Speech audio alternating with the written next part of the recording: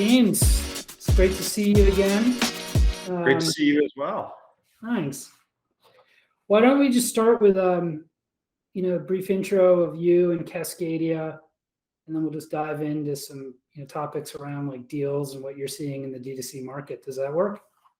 That sounds like a great plan. So by way of introduction, my name is James Cartales. I'm a managing director with Cascadia Capital. I lead the firm's consumer, retail, and e-commerce practice.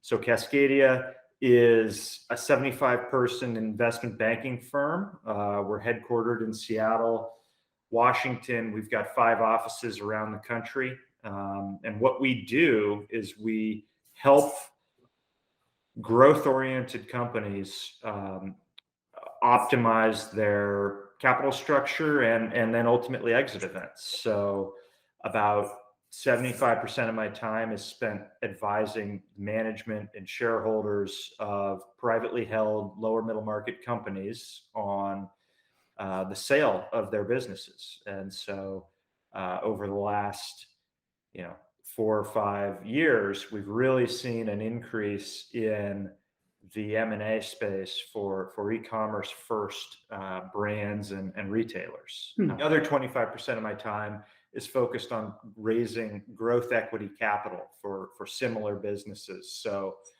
that's typically done, as a minority investment, non-control, but where a founder is not ready to sell their company yet, but needs some capital to help invest in certain growth initiatives, or in some instances, just recapitalize the business a little bit and maybe take a few chips off the table. We work on those deals as well. But so I think the common theme throughout all of my client base is really growth, and we're not in the business of financial engineering. What we really do is we focus on quality growth stories, and then we try to match them up with good strategic or financial partners who buy into the story and want to basically be invested in that business. Nice. So what would be like a typical deal size? Or not deal size, but revenue size of the companies that you work with? It ranges. The way that we look at the world is our clients need to be kind of institutional grade, in the sense that we don't go out and raise money from individuals or traffic in that market. We're not crowdfunding deals for people. We're working in the institutional market. And so this is typically private equity firms or larger, either sponsor owned or publicly listed strategic acquirers. And so the targets that they're usually trying to buy, from a valuation standpoint, we call it $50 to $500 million. That's the lower middle market where we play. Okay. From a revenue standpoint, it's going to vary, because valuation tends to be a function of the growth rate of the business, the margin profile of the business, and then in the e-commerce world, some of the other KPIs and metrics, including your repeat purchase rates, your cohort performance over time, and what you can demonstrate from a customer lifetime value standpoint. Mm-hmm. So there's not a one size fits all, but I would say, typically the smaller end of our client base is going to be 30 or so of revenue, and it goes up to, could be $200-300 million, depending on the market profile of the business. Well, I'm glad you brought up valuation, because everybody loves talking about valuation. So, what you described kind of a mix of revenue growth, margin profile. I assume that means profitability, but maybe not. So how do investors or buyers think about those things? Is there sort of like a minimum hurdle of growth and minimum hurdle of profitability? Is it they blend them together? Sure. So we think about it in a few different parameters, I guess I would say. First and foremost, growth is what everyone is after, and growth is what drives multiple expansion. Businesses typically are going to be valued on some type of a multiple of current financial performance. What we've seen increasingly is a migration in the e-commerce space towards valuing businesses off of a contribution margin or EBITDA margin metric. If you go back 5, 6, 7, 8 years, I don't think investors were quite as in tune with some of the unique realities of what it takes to be profitable in e-commerce. And so you saw deals that were getting priced off of revenue multiples. And to a certain extent, every revenue multiple implies a multiple of earnings or steady state earnings. But what you found was that there were a lot of companies that were chasing growth, wanted to kind of try to be the number one player in the market. And so we're seeking growth at all costs. And that ultimately led to some poor investment decisions because they lost track of the key metrics around their business, and they were bringing in, new customers at the top of the funnel, but they were low quality customers that weren't sticking around. And what I think has transformed in the last 5 years is that people have really started to recognize that e-commerce as a channel is so massive. You don't need to be the only player. And in fact, in many respects, being niche is more attractive because your SEO can perform better, you can be more targeted, and you can really compete with the Amazon. You can compete with Amazon if you have a real specific niche or brand that you own. And so as folks have made that shift, they've really focused on profitable growth. And that is the most valuable type of growth that is out there in the market. Now, certainly, there are still instances where people are maybe just breaking even, but they're truly reinvesting in their businesses. And those are okay stories. And, what we do in that instance is you sort of look at, in a 2 or 3 year time horizon, what would the normalized earnings potential of the business be? What is the margin going to look like at that point in time? Can this business deliver, a 10% bottom line or a 20% bottom line? And then you can kind of back into, what a appropriate multiple for that business would be today. But the broader point is that there's been this shift in thinking, and now investors and buyers are really focused on, is the business making money today? And so these businesses have tended to trade a little bit more off of EBITDA versus revenue, like they used to.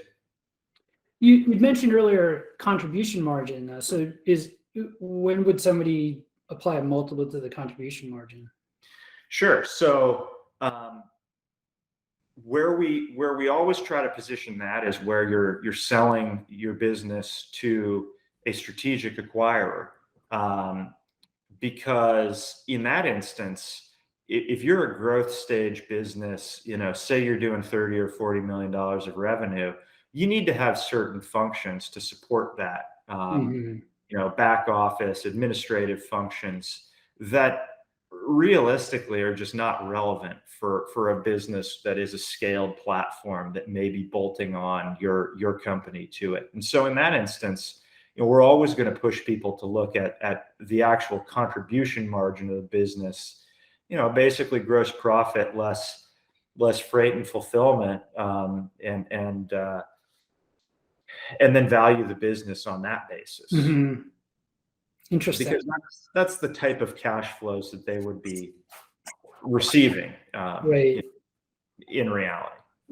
All right, so I'm gonna hold your feet to the fire a little. Like you said, a 10 to 20% EBITDA margin would be good, or is that sort of average, or what's the range of getting people interested in on EBITDA margin?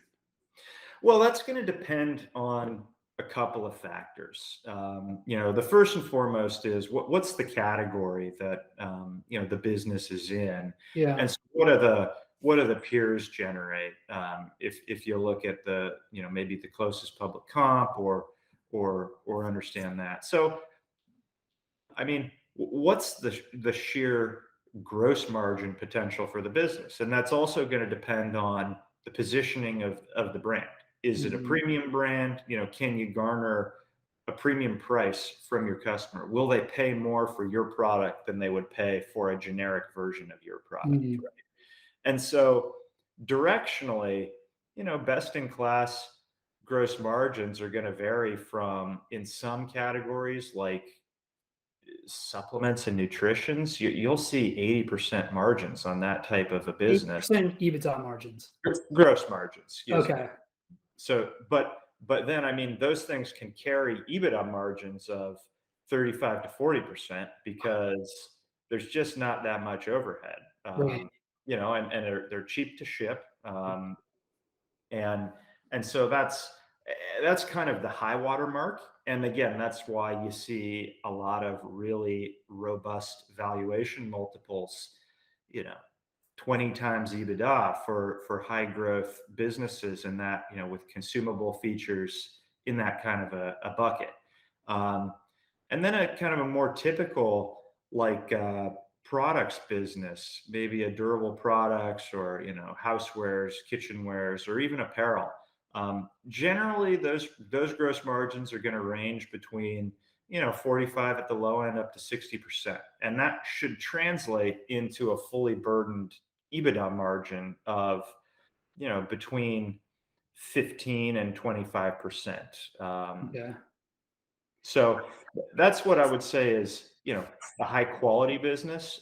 Certainly there are other strategies where, maybe you strategically price a little bit lower and you're willing to trade some margin for volume.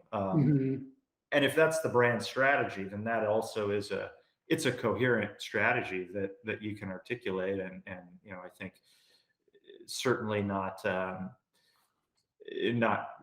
have your alternatives impeded.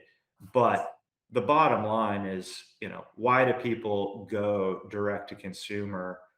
Why is that a sound business strategy? Well, it's because of the margin recapture opportunity that you would otherwise be giving up to the wholesaler and the retailer. If you were going through a conventional two-step distribution. I want to come back to that, but I just want to finish off the kind of valuation conversation because so many people are interested in it. So if the high margin supplement business, let's say, that is doing a 45% EBITDA margin, and you said a multiple in that range would be a 20x on that, is that right? So let's dive in a little bit deeper to some trends in the market. Yeah. What you're seeing here, and maybe I'll back up for a second and give you a macro view of the M&A landscape, because it's been super active in the last 2 years. We've been crazy busy. Our firm, it was a record year for us in terms of the amount of deals that we closed last year. And we think 2022 is just going to be equally as active, if not more. That's so great. Really good time to be a seller. If that's what you are. And what's driving that? There's a couple of key factors that affect our business, which is really privately held, M&A. Number one is that there is an incredibly frothy environment in the private capital markets. And so what I mean there is really your traditional middle market private equity. People hear a lot about that. What does that mean? Basically, professional investment managers who are raising money from institutional limited partners like insurance companies, endowments, pension funds, the like. They want to get exposure to private companies because that's where the potential for real, significant growth and outsized returns is. It's hard to find a lot of attractive returns in the markets these days that are steady and consistent over a 5 to 10 year time horizon. Yeah, the public markets will go up and they'll go down, but you certainly can't bank on generating, a 20% annual return if all you're investing in is public equities. So that's driven a lot of interest in private equity as an alternative. And so as these big institutional limited partners have been increasing their allocations to the private equity asset class, you've got a bunch of funds that are just raising tons of capital. And that means they need to invest it. The dirty little secret of the private equity world is that for you to get paid your management fees on your capital, you've got to be deploying that capital actively. And so there's about $840 billion of private equity capital that has, yet to be invested, but has been allocated over the last 2 to 3 years. Wow.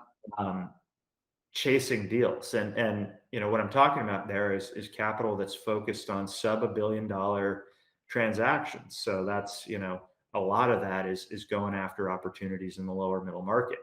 And so that sets your baseline because you kind of know that if you've got attractive attributes about your business and you've got a solid team, you're always going to be able to go out and find a private equity buyer who will, pay you fair market value.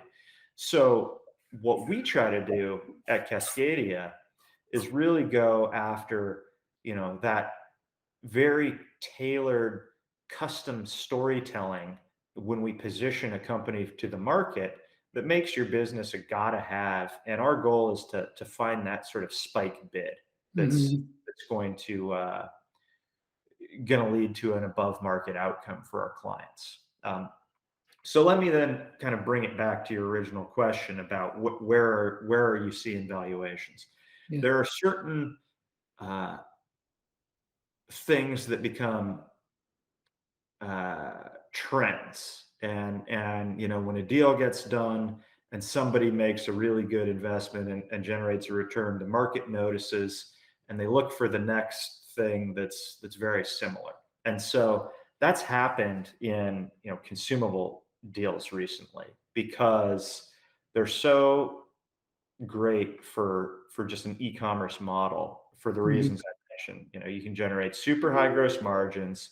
It's lightweight. It's easy to ship. You've got good repeat purchase behavior because it's a consumable product and people keep coming back. And so that's one particular pocket where you're seeing, deal after deal and people are chasing it. And you've really seen multiples drive up over the last several years. But there's other good examples as well of, certain sectors. But yeah, I think the high water mark in that industry, whether it's for humans or for pets, has been, about a 20x multiple on an exit for that type of a business. Wow. But I would say that is a little bit of an outlier, right? To be fair, and for the audience to not overinflate what their businesses might be worth. Well, let's just so a 20x multiple, like what, a 45% EBITDA margin, the consumable space, and what type of revenue growth would that company have, to achieve that high of a multiple? Yeah, for that type of a frothy, growth story multiple, you're probably looking at between, 30% to 50% growth. Okay. I thought you were going to say something like 300%, but okay.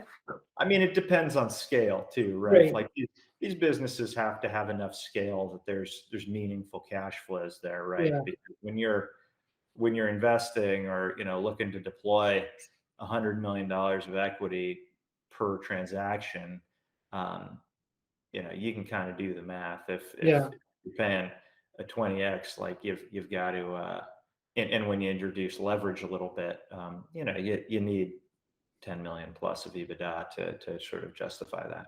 Right. And then if you walk down like to the other end of the range, you mentioned durables or apparel.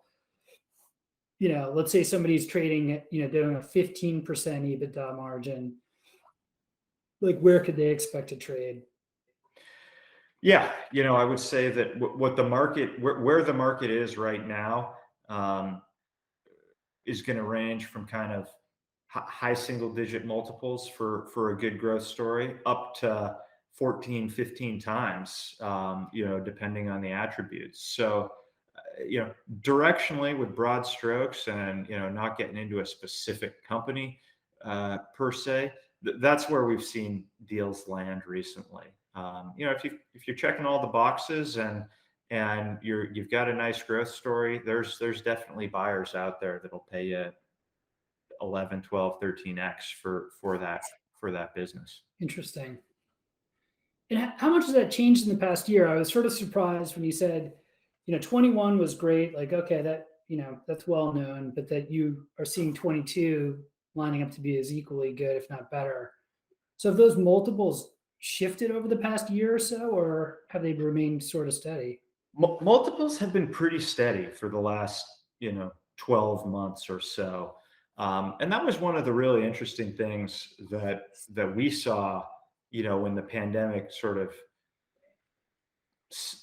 reached its onset and in Q2 2020. Everyone was wondering, oh my goodness, what's going on with multiples? Like, are you going to see a bunch of just valuation compression? And yeah, there were some distress situations where people got really good deals, because the business was just not appropriately capitalized. But that's not the story of the market. By and large, valuations have been uh, pretty steady and pretty, on a historical basis. So if you compare it to 10 years ago, pretty elevated. Hmm. And they've been staying there. And we haven't seen that change too significantly, at all. Hmm. I think the biggest risk in the e-commerce space, uh, and it's kind of binary if you're a seller, right? Because you can either it may not be the right time to sell your business if you don't have the right trends supporting that narrative. And so one of the big themes that people are focused on right now is, maybe they're seeing some decelerating growth because 2020 and 2021, were really big growth years driven by channel shift to online, everyone staying at home and four-wall retail being closed. And then obviously, consumer spending and some of the stimulus benefits from government policy were a part of that as well in some Mhm. discretionary categories. And so people are looking at really tough comps in 2022. And so I wouldn't say that it's a universal growth year for people, but from the clients that I'm talking to and the business owners that I'm out there talking with on a daily basis, we're certainly still seeing people who are comping positive over 2021 and continuing to grow really nicely. Wow.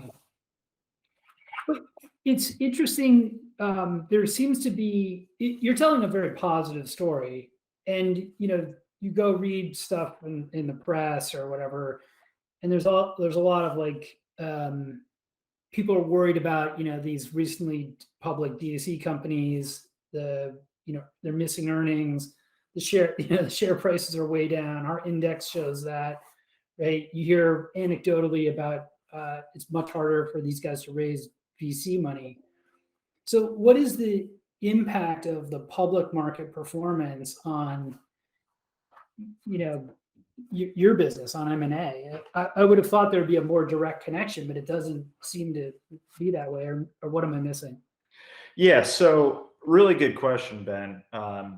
And it's no secret the public markets have sold off.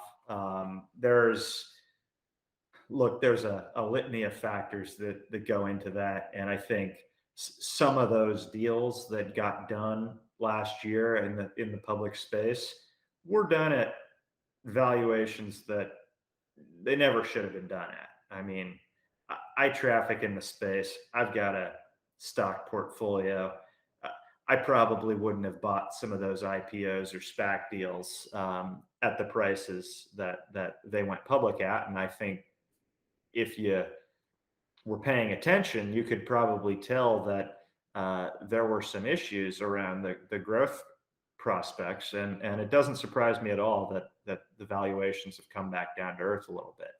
Now, you're also in an environment on the public side where there's a lot of other factors that are beating these stocks down around, interest rate risk and the implications there on sort of the discount rate for the future growth prospects.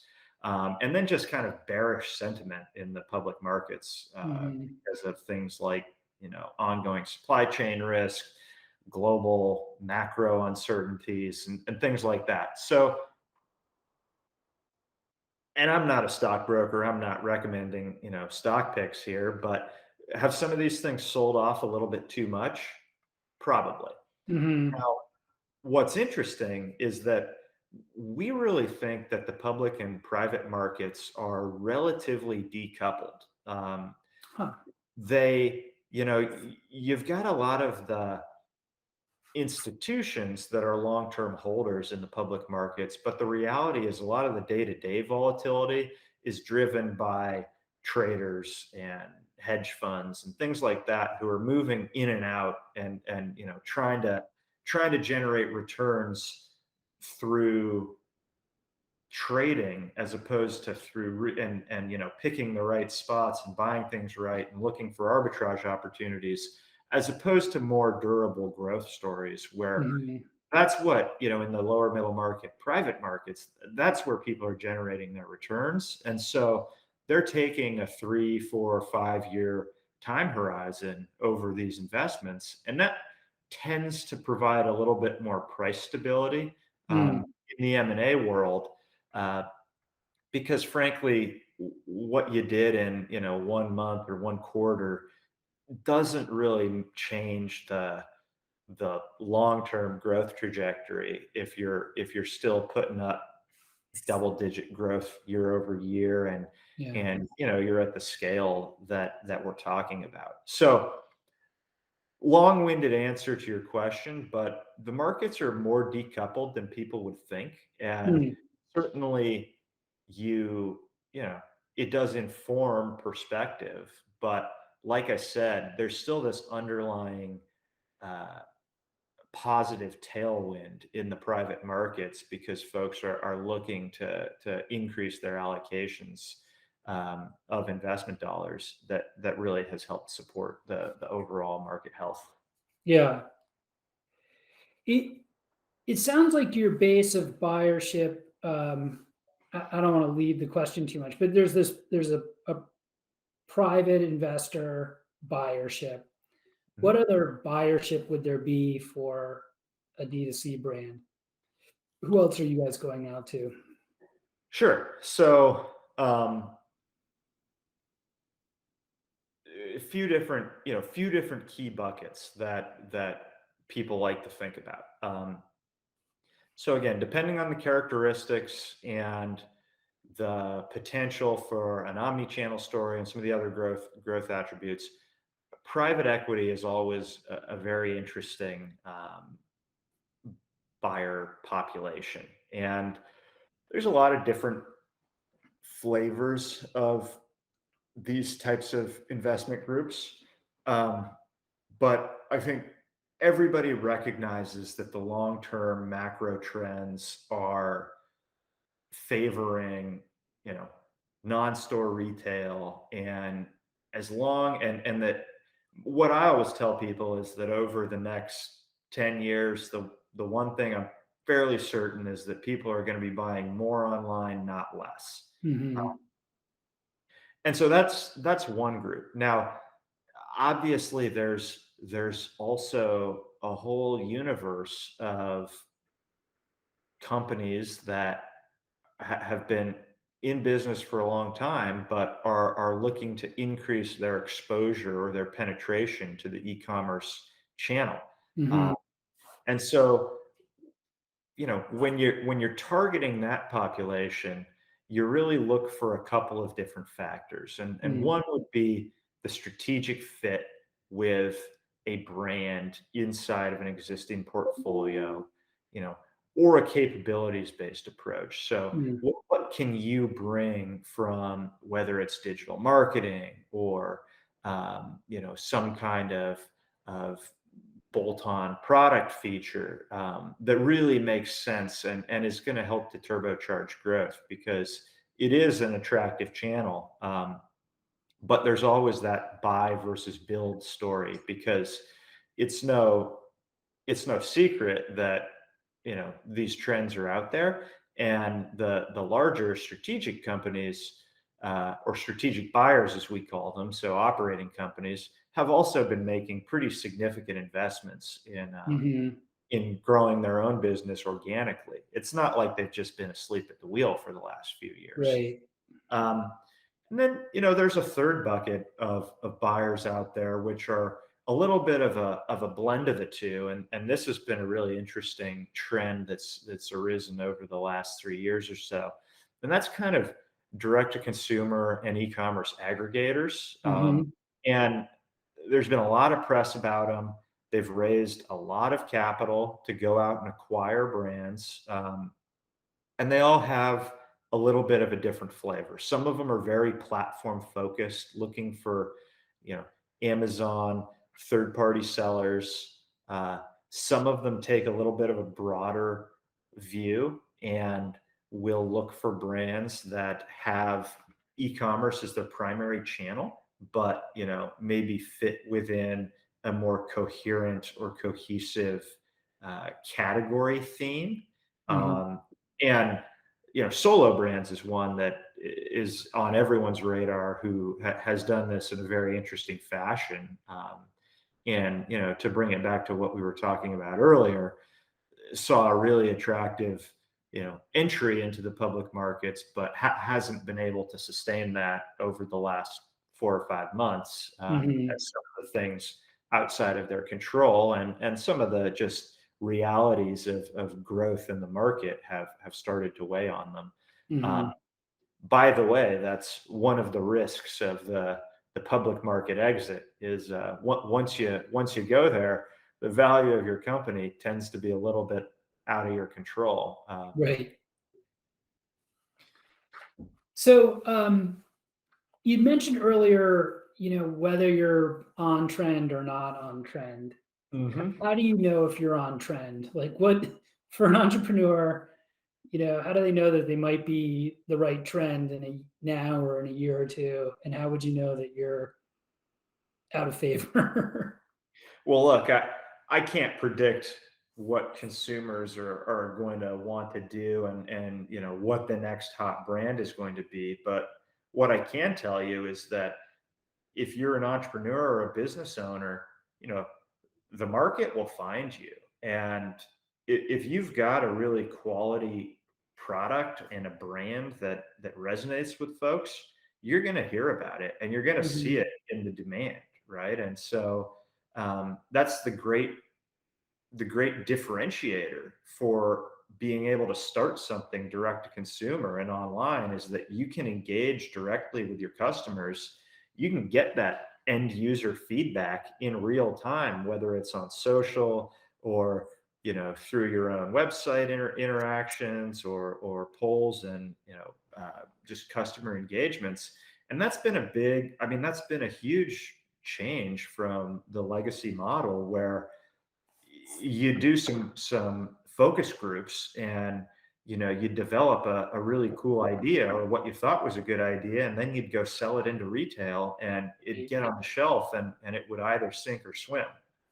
um, so I think, look, you've always got to be experimenting and tweaking your product, and trying to improve it. But really listening to your customer feedback is probably the best insights that you're going to glean on whether you're capturing the right trends or not.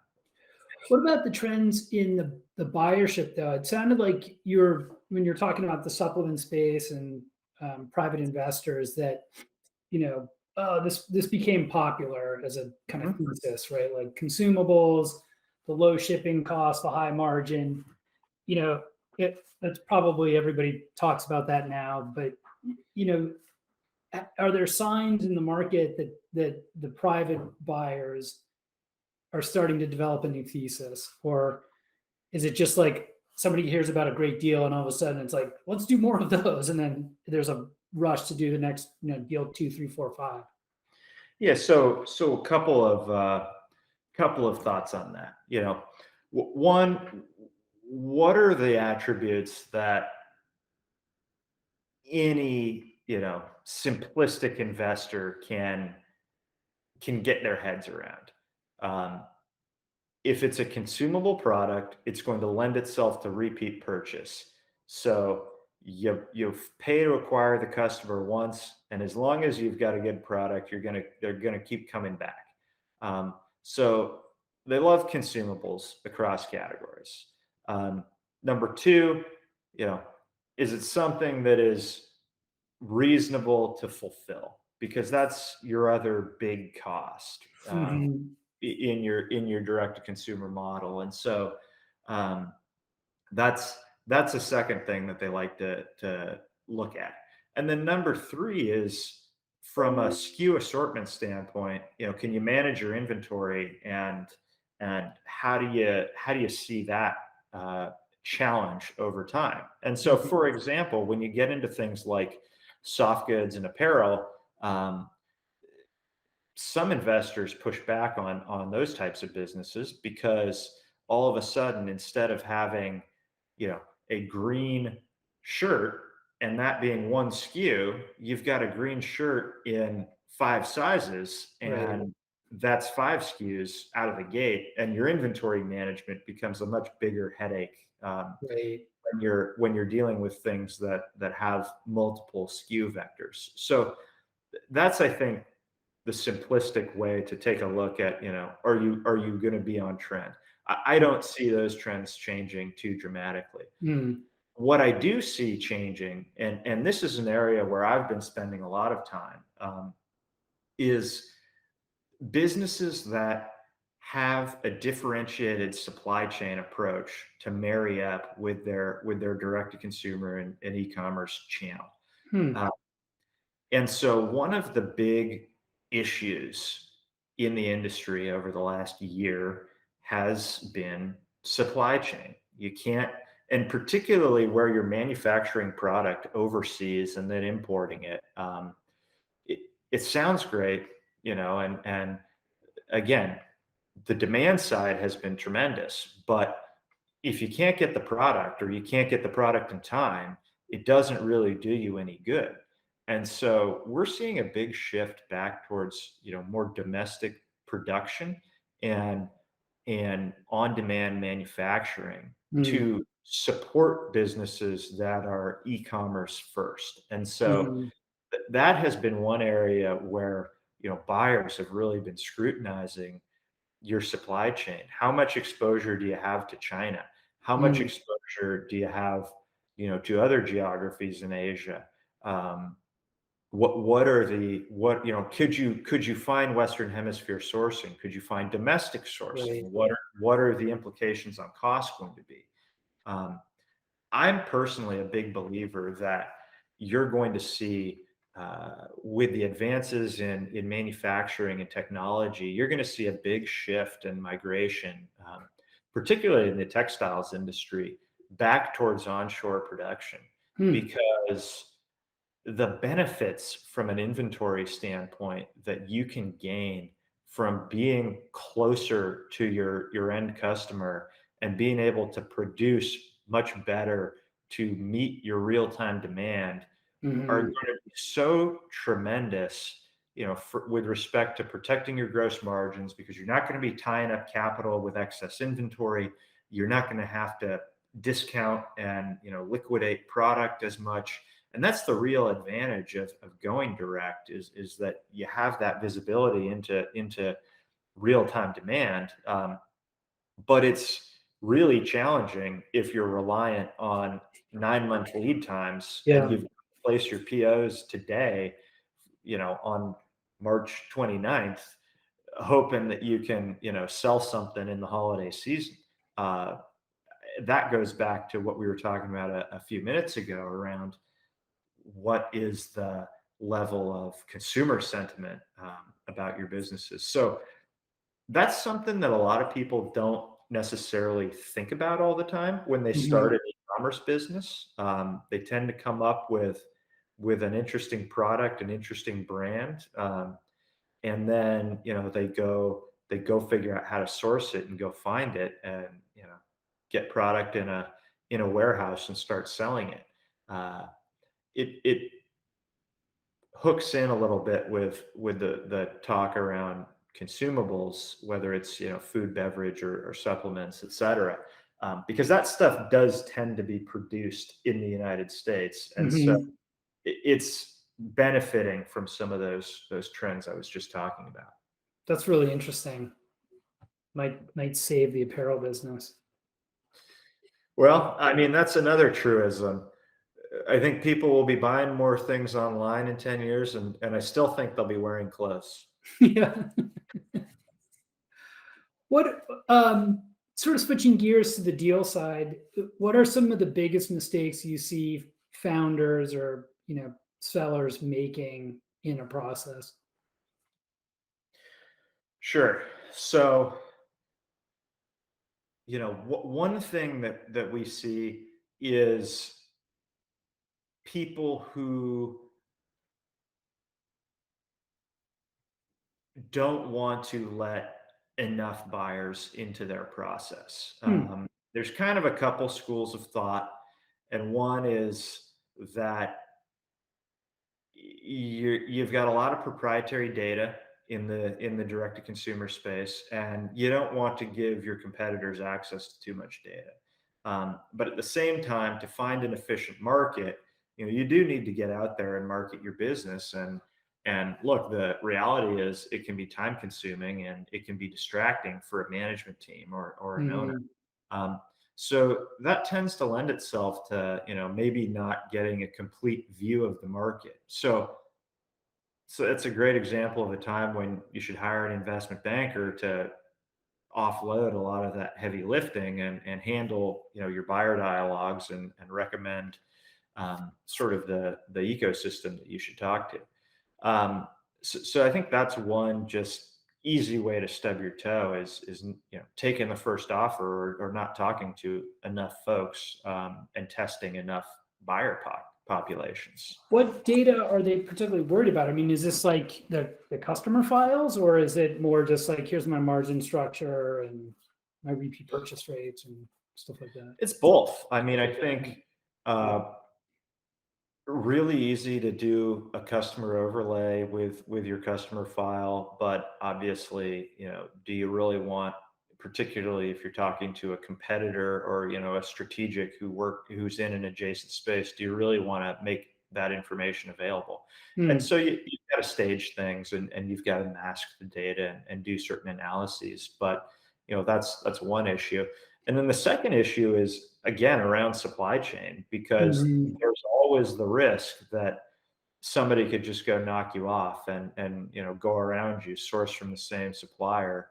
Um, there is a little bit of and this is kind of funny, right? Sometimes you do see some concerns about, could your supplier just go direct and cut you out? Mhm.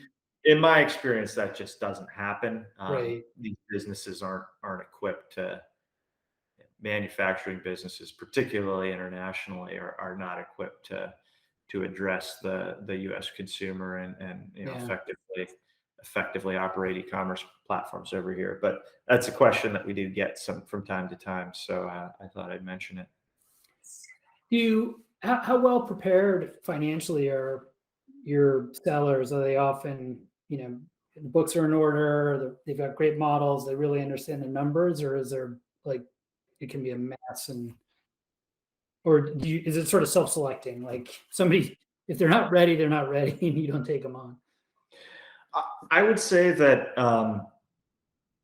the truth of the matter is that probably, you know, more of our clients are a little bit messier from a financial control standpoint uh, than you would like to see. And part of what we try to do is, you know, hook up the entrepreneurs that we're talking with well before they ever get to a transaction with a group like yours, or just a high quality sort of bookkeeping or accounting firm that's going to be able to provide better controls and better reporting. Look, entrepreneurs by their nature don't want to invest heavily in non-revenue facing functions. So they've got to be able to see the ROI.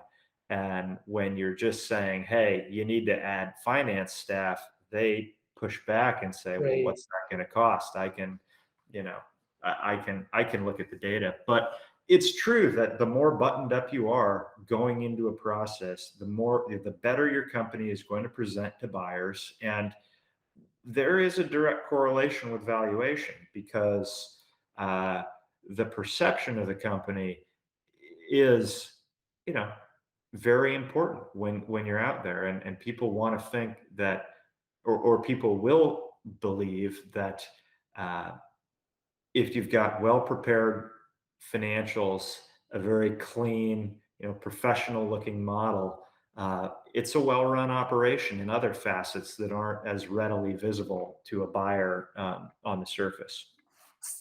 We've heard that anecdotally, that oftentimes sellers or people that are out raising money are completely outclassed in terms of their financial modeling and data analytics by the PE firms. The PE firms will come in with much more sophisticated models, much more sophisticated analyses, and sometimes are even teaching the company things about their own company, which I guess there's a benefit, but it's also a painful position to be in. The buyer knows more about your business than you do. That's not a great place to be. Again, I totally agree with you. And I think that's why it's so important to get those things addressed ahead of time, and be working with, third parties that are knowledgeable, if you're considering selling your business in the next few years, because it's absolutely critical.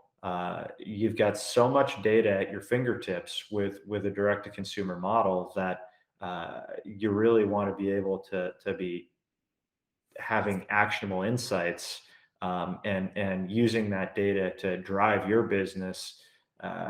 You don't want to be in a position where a buyer comes back and is pointing out things about your company that you intuitively knew, but you didn't have a handle on with data. Yeah. The other point I would make is that once you do go to sell your business and you get in the market, time is not your friend. You want to move quickly and swiftly. And the best way to do that, again, from a control standpoint, is to have very tight financial reporting, a tight data package, and a handle on everything, so that you can get through the due diligence process and not get bogged down. You had asked what can go wrong. Well, that is a big piece of it that can go wrong. If you get bogged down in due diligence, there's nothing but risks as a seller. Very rarely is a buyer going to come back to you after they've gone through the due diligence process and say, hey, we'd like to give you a positive purchase price adjustment. That's a great point. The longer you give people, more time you give people to think about something, the more reasons they can come up with not to do it, and things change. And yeah, that's a terrific point.